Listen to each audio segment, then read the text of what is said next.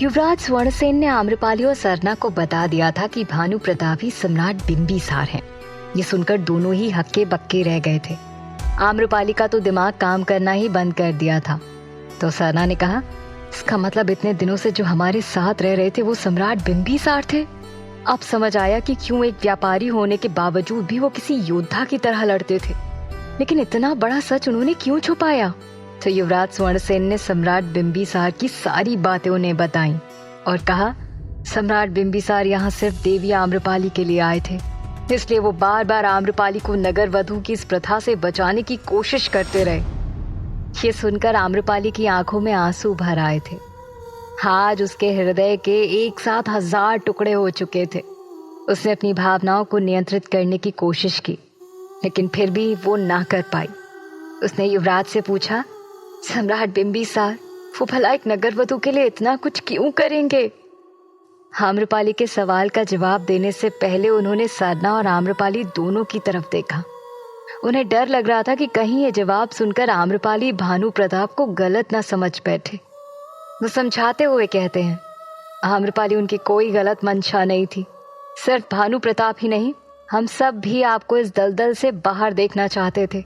युवराज ये बोल ही रहे थे कि तभी आम्रपाली ने उनकी बात बीच में काट दी और कहा, आपकी, सरना की, सोम की सबकी बातें हमें समझ में आती हैं। आप सब हमारे लिए ये क्यों कर रहे हैं हमें अच्छी तरह से पता है, लेकिन सम्राट बिंबिसार वो क्यों? कोई सम्राट अपना साम्राज्य छोड़कर एक नगर वधू के लिए छोटे से वैशाली राज्य क्यों आएगा? क्यों वो भेष बदलकर एक साधारण व्यापारी का जीवन व्यतीत करेगा? आम्रपाली के मन में कई सारे सवालों ने घर कर लिया था, जिसका जवाब जानने के लिए वो व्याकुल हो रही थी। सरना, जो कि सच से खुद हैरान थी, आम्रपाली के सवाल का जवाब देते हुए कहती है, देवी आम्रपाली, भानु प्रताप ने ये सब इसलिए किया क्योंकि वो आपसे प्रेम करते हैं। सरना का उत्तर सुनकर आम्रपाली एक बार फिर हतप्रभ हो उठी। उसने सवालिया नजरों से युवराज की तरफ देखा। युवराज ने भी हाँ में सिर हिला दिया और कहा, उन्हें डर था यदि आपको उनका सच पता चल गया तो आप उनसे दूर ना हो जाएं, इसलिए उन्होंने ये सच आपसे छुपाया। अब तो आम्रपाली का हृदय बुरी तरह से व्यथित हो उठा था। उसका पूरा शरीर ठंडा पड़ने लगा था। वो खुद को संभाल नहीं पा रही थी। उसने कहा, भानु प्रताप यहाँ इसलिए आए थे क्योंकि वो हमसे प्रेम करते हैं। ये कैसा प्रेम है युवराज, जिसमें सच का तो कहीं कोई नाम ही नहीं है। जब वो हमसे प्रेम करते थे तो कभी कहा क्यों नहीं हमसे?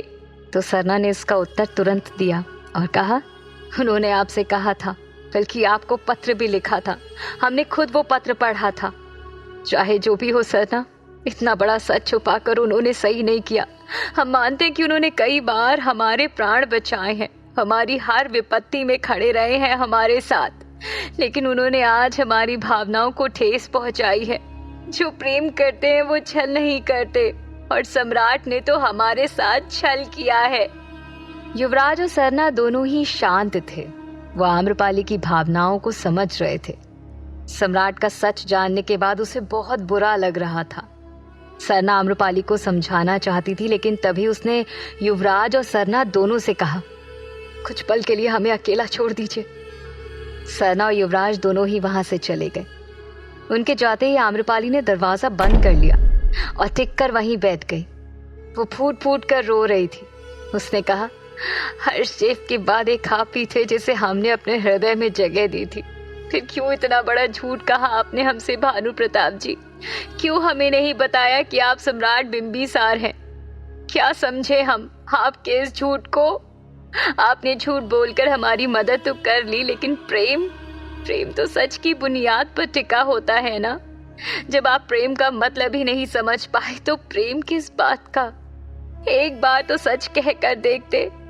जो बात हमें युवराज से पता चली है, काश आप हमें बोलते तो शायद हम आपको माफ भी कर पाते। पर अब क्या करें हम? अब तो हमें डर सा लगने लगा है। पता नहीं अगले ही पल आपका कौन सा नया सच हमारे सामने आ जाए। जहां आम्रपाली के सामने सम्राट का सच था, तो वहीं जानने के बाद महारानी तुरंत उस गुप्तचर के बताए हुए पते पर श्रीमालू से मिलने चली गई। उस वक्त श्रीमालू अपनी उसी पुरानी सखी के घर पर थी, अपने असली रूप में थी। वो अपने कक्ष में बैठकर अपने पास रखे सभी खंजर को निकालकर उनकी धार देख रही थी। तभी उसके कक्ष का दरवाजा खटखटाया। उसकी सखी ने देखा और कहा, श्रीमालू, तुमसे कोई मिलने आया है। श्रीमालू अपने काम में व्यस्त थी तो कहती है, वो जो भी कोई हो उसे कहो कि हम अभी व्यस्त हैं, बाद में मिलेंगे उनसे। ये बोलकर श्रीमालू वापस अपने काम में व्यस्त हो गई।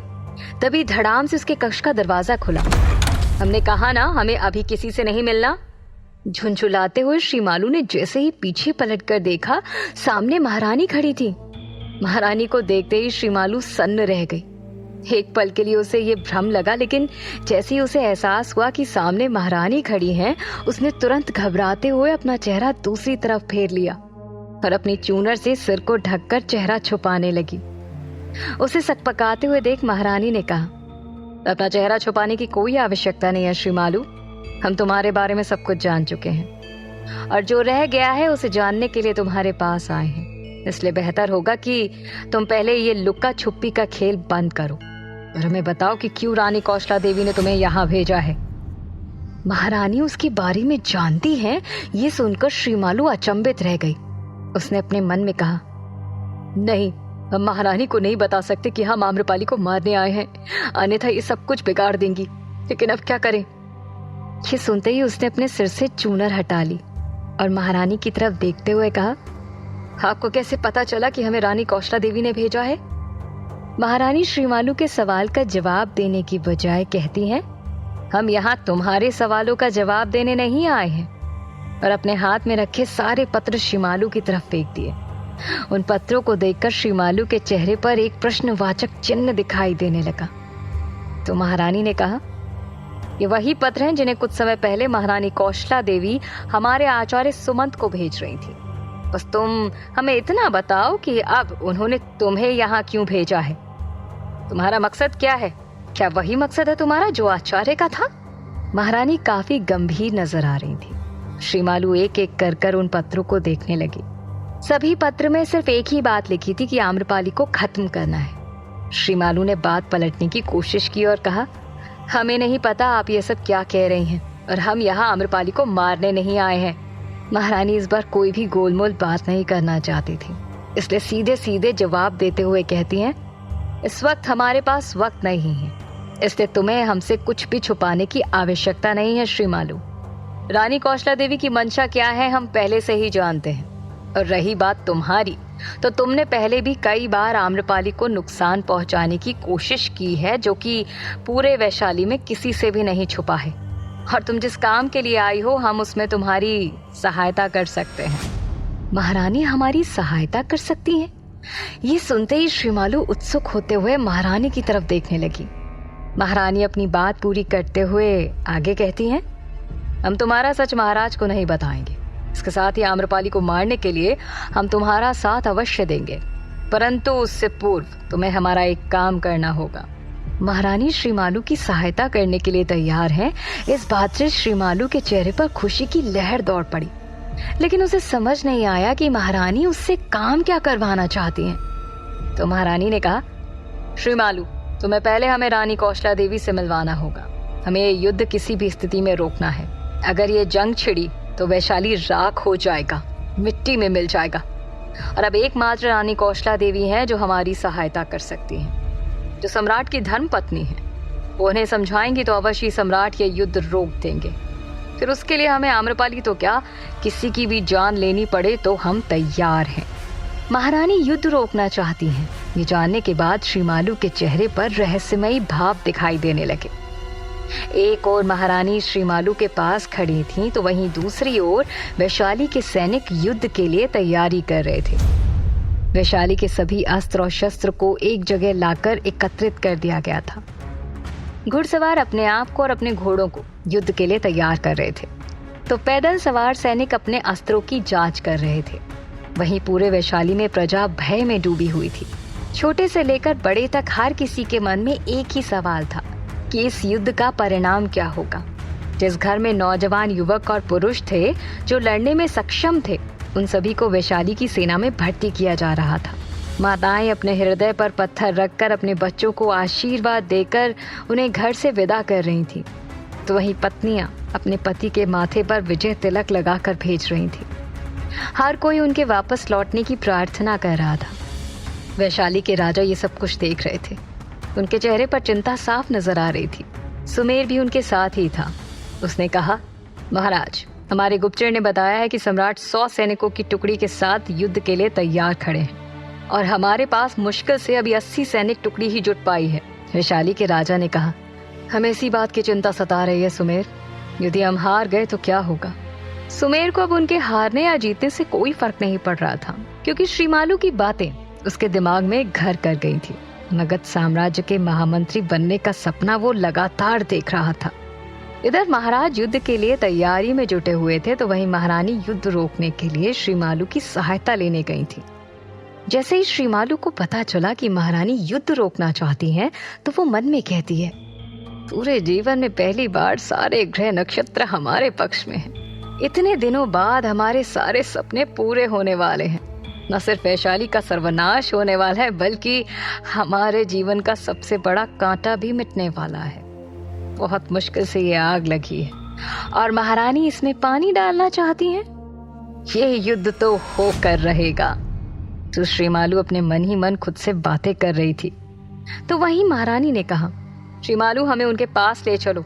हम स्वयं रानी कौशला देवी से मिलने नहीं जा सकते, क्योंकि इस वक्त जो भी परिस्थितियां बन रही हैं, यदि किसी ने भी हमें उनके साथ देख लिया तो न सिर्फ रानी कौशला देवी बल्कि हमें भी राजद्रोही घोषित कर दिया जाएगा।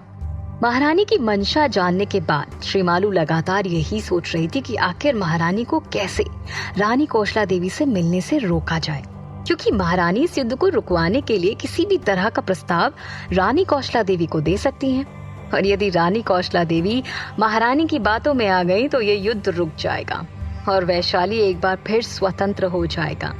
तभी अचानक उसे कुछ सूझा और वो विनम्र होने का ढोंग रचाते हुए कहती है, महारानी, आपकी तरह हम भी वैशाली का हित चाहते हैं। वर्षों से हम इस वैशाली की नगरवधू रहे हैं।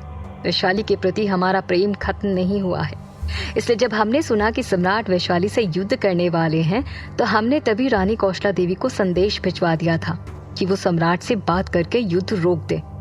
तो क्या कहा रानी ने? महारानी की चिंता देखते हुए श्रीमालू ने उनके सवाल का जवाब दिया। रानी कौशला देवी ने हमें वचन दिया है कि आम्रपाली का शव मिलते ही वो तुरंत इस युद्ध को रोक देंगी, और यदि सम्राट ने वैशाली पर विजय प्राप्त भी कर ली, तब भी वो सम्राट से बात करके वैशाली हमें वापस कर देंगी। इसलिए रानी कौशला देवी से मिलने की बजाय हमें जल्द से जल्द आम्रपाली को मारने के बारे में सोचना चाहिए, क्योंकि एकमात्र वही इस युद्ध की वजह है और अभी हमारे पास वक्त बहुत कम है। श्रीमालू की बात सुनकर महारानी को थोड़ी तसल्ली मिली, लेकिन एक सवाल अभी उनके मन में रह गया था। उन्होंने कहा, लेकिन श्रीमालू, जब सम्राट को पता चलेगा कि आम्रपाली अब नहीं रही और आम्रपाली की मृत्यु की खबर से, तो वो और ज्यादा क्रोधित हो जाएंगे और फिर पूरे वैशाली को आग लगाकर राख कर देंगे। श्रीमालू ने महारानी की बात को बीच में काटा और उत्तर दिया, ऐसा कुछ नहीं होने वाला है महारानी। जब तक सम्राट को आम्रपाली के बारे में पता चलेगा, तब तक रानी कौशला देवी उन्हें संभाल लेंगी। मतलब जब तक सम्राट युद्ध रोक नहीं देते, तब तक आम्रपाली की मृत्यु को छुपा कर रखना है। उसके बाद रानी कौशला देवी सब कुछ संभाल लेंगी। महारानी इस बात से अनजान थी कि श्रीमालू आम्रपाली का नहीं बल्कि पूरी वैशाली का सर्वनाश चाहती है। उसने बड़ी ही चालाकी से झूठ बोलकर महारानी को अपने पक्ष में कर लिया था। महारानी श्रीमालू का साथ देने के लिए तैयार थी। वो अपने मन में कहती हैं, तुम सही कह रही हो श्रीमालू, इस युद्ध की जड़ एकमात्र आम्रपाली है। न रहेगी आम्रपाली और ना ही होगा युद्ध। इसी दौरान श्रीमालू अपने मन में कहती है, भले ही हमें 1000 झूठ बोलने पड़े, लेकिन हम चाहते हैं कि सम्राट बिंबिसार पूरी वैशाली में आग लगा दे, और इससे अच्छा मौका हमें दोबारा कभी नहीं मिलने वाला। जब महारानी आम्रपाली को मारने के बारे में सोच रही थी, तब आम्रपाली का रो रो कर बुरा हाल हो चुका था। उसके गले से पानी की एक बूंद भी नीचे नहीं उतर रही थी। उसे बस इस बात का दुख था कि सम्राट ने उसे धोखा दिया है। उसका हृदय सम्राट से मिलने के लिए कह रहा था। वो पूछना चाहती थी, उसकी मित्रता में ऐसी कौन सी गलती हो गई जो सम्राट ने एक बार भी उससे सच कहने की हिम्मत न की। लेकिन उसका मन बार बार उसे सम्राट के पास जाने से रोक रहा था। सवाल जवाब करने के लिए कह रहा था। सवाल जवाब करने के लिए अब रह ही क्या गया था। अब सम्राट से कुछ कहने सुनने के लिए बचा ही क्या था। एक बार भी सम्राट आकर उससे नहीं मिले। जाते जाते उसे सच तो बता कर जाते। जब युद्ध की स्थिति आ गई तब आम्रपाली को उनके बारे में सच पता चल रहा है। ये सब सोच सोच कर आम्रपाली का और भी ज्यादा बुरा हाल हो रहा था। क्या होगा जब आम्रपाली सम्राट बिंबिसार से मिलेगी? क्या महारानी आम्रपाली को मारने में सफल हो पाएंगी? जानने के लिए सुनते रहिए।